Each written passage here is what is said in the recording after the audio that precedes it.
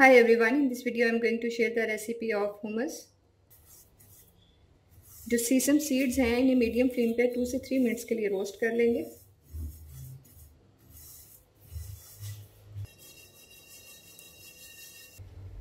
Grinder में add करेंगे हम रोस्टेड सीसम सीड्स। इसमें ऐड करेंगे ऑलिव ऑयल,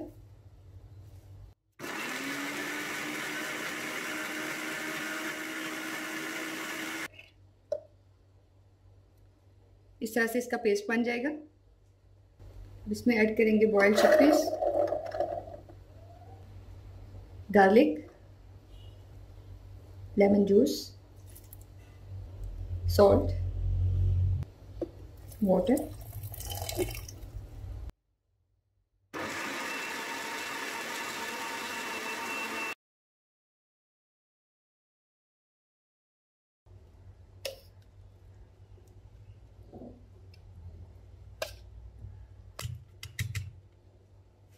इसकी थोड़ी गार्निशिंग कर लेंगे। मैं इसमें कुछ ब्लैक ऑलिव्स ऐड कर रही हूँ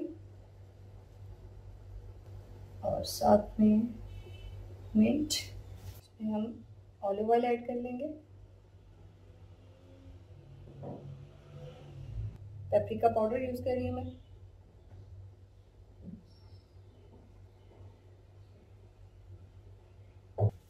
That's it, ये ready है। I hope you guys will like it. Give me your feedback in comment box. For more videos, please subscribe my channel. Thanks for watching the video. Bye.